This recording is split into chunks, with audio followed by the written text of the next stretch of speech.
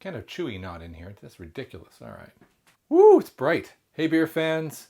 The sun is setting behind the camera and it's creating it's coming through the trees and creating kind of a weird mosaic of light splashing all over me. My name's Steve Jaguar. This is a BeerNative beer review.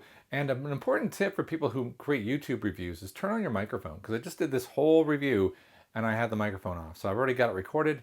It's off. I've actually already cracked the beer, but it was so good, I wanted to make sure that I recorded it and you got to see it.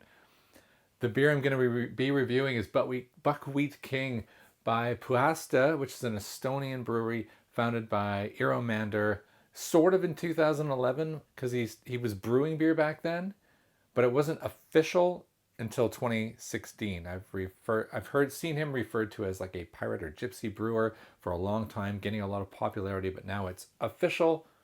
Pretty awesome, right? Apologies if you're getting like some kind of weird strobe effect off my body right now.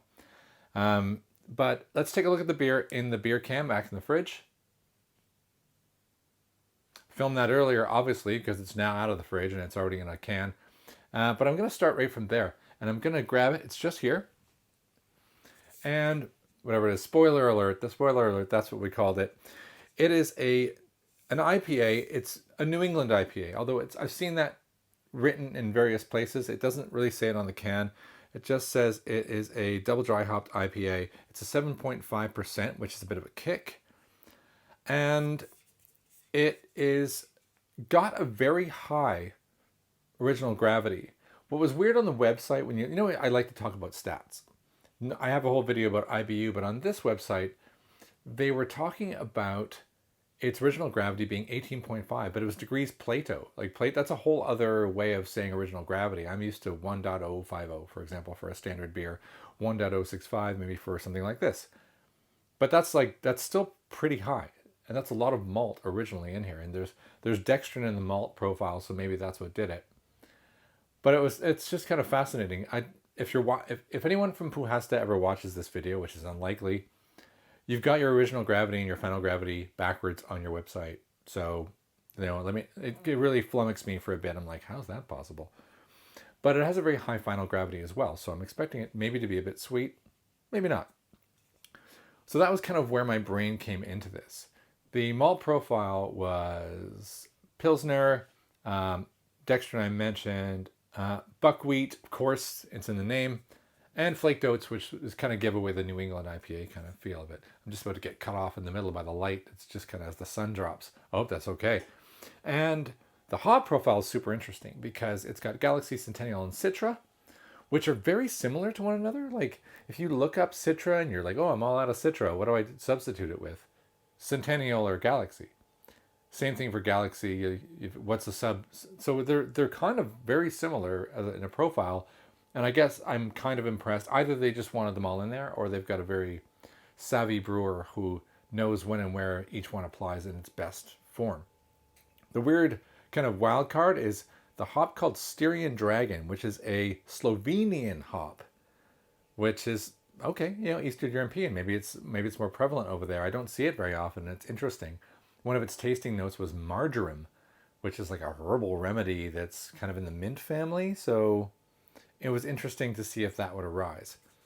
So opening this up and taking a smell out of it, it's got an obvious floral and tropical, like raw pineapple, like really obvious. But it kind of smells soft. Is that even possible to smell soft? Meaning it didn't enter my sinuses and clear them out like some of the more higher IBU, higher alcohol ones do, which is odd. And when you take a sip out of the can, it backs that up with a long, slow, soft mouthfeel that is impressive and doesn't override it with resinous character. I don't think I'm getting necessarily, marjoram. How much marjoram do I eat that I would have that on like that? But I am getting a herbal finish, which is, the resinous falls into the mint area, a little bit like the Sabro, the smashed Sabro. So check that video out. So I will admit that maybe that's there. So pouring this into a glass, give me 2 seconds. Let's just finish it off there. It is deeply hazy and deeply dense, and it actually looks really nice with the sun behind it. You can see thick. There's no seeing through that, of course. And it's got no head right now. I find it interesting when people talk about fingers of head. And I watch a lot of, if I can find another review of a beer, I actually watch it sometimes after I do my own, just to get a post-bias position on it. And I'll see somebody drop a beer in and they'll do it quickly and they'll get 2 fingers of head. And then the next video, someone will pour it in quite carefully and get 1. And I'm like, well, is that even a factor? I don't know. So let's smell it out of here. And it's nice. In fact, it's not, it's so unoffensive, it's bizarre. Because at 7.5%, there's all sorts of things that could go wrong. Trying it again out of the glass, it's really done a great job of retaining floral. The pineapple scent I got out of the can kind of falls to the back out of the glass, but it's backed up by not stone fruit, but more like, I'm going to have to stick with pineapple because I'm lacking a proper other example of what it might be, but there is like more like a tangerine or a little bit of zest in it, which is nice. It's really quite good. Let me take another sip.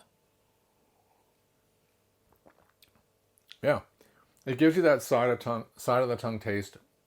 Not as bad as a heavily tannin red wine, but just enough to make you interested to go back. And it lasts a long time, so you'd be really happy to just sip it and not just get destroyed by the 7.5%. What I really like about it is that I just having other sips after the fact, and after you get used to the slow, kind of comfortable soft burn of the floral aroma and the aroma, the nose, and the kind of soft bitterness, you actually don't get used to it. It comes back nice and slow and rewards you for taking your time. So it's going to get quite a good score, I can tell already. All right, so knocking out the scores. Did you see the can? It's weird. Like the Gothic logoing aside, which is on all their, it's their branding, so I can't really credit them for that. What's with the weird guy with the mustache in the chair? Like, what does that even mean? I could not find that explained. I could not find a history of the art, which sometimes I would like to mark people down if they do all this work for the art and then don't explain it. But sometimes this is so weird that I want to mark it up because I'm drawn to it, and now it's like this weird mystery, and I want to go to Estonia to go find Arrow and go, what is this? But who knows, right? Worth mentioning, it's a seasonal beer. It's not in the core range, so it might just vanish at some point. But it's cool. I like it. And they have other beers that look like it. They even have a Buckwheat Queen. So I'm going to give it a 4 on art, 3 on the can. We're at 7. Let's do unique and accuracy. Is it unique? No, not really. It falls into the New England IPA nicely, so it's a 3. It brings it to 10. Is it accurate? Yeah, I actually think it's really accurate. It's almost like it's a beautiful example. I would be curious to take this to people in New England and go, what do you think? So let's say 4, that's 14, and do I like it? Now, I liked it enough to redo this whole review. I've already done it once. And the light has gotten to a point where it's almost intolerable for me. Hopefully you can handle it. But it's great. If I were doing this on Untappd, I probably would have given it a 4.5 out of 5 just on flavor, which is a 9. That's going to propel it up to a 23, which I'm going to round up to a 4 on Untappd, which I think is a great score. It's a beautiful thing. I am sad I only have one. I will try to find it. I did buy it online in the UK. So if you're looking for it, just go look around at all the online shops. I'll put a link to where I found it. So if you want to buy it and you live in the UK, you can. But it might mean it's exported to other countries. So I'm sure you'll be able to find it. If you can, grab this seasonal beauty before it disappears. All right. So thanks for watching. Thanks for putting up with the weird light. It's delicious. Thank you, Pühaste, for making this really great New England IPA and doing your freaky art for your Buckwheat King. My name's Steve Jaguar. Cheers. Hey beer fans, thanks for sticking around to the end. Please subscribe to the channel, click the little bell, give me a thumbs up on this video, because the more you do that, the more I'm incentivized to make amazing beer reviews and talk more about what makes beer great. Thanks.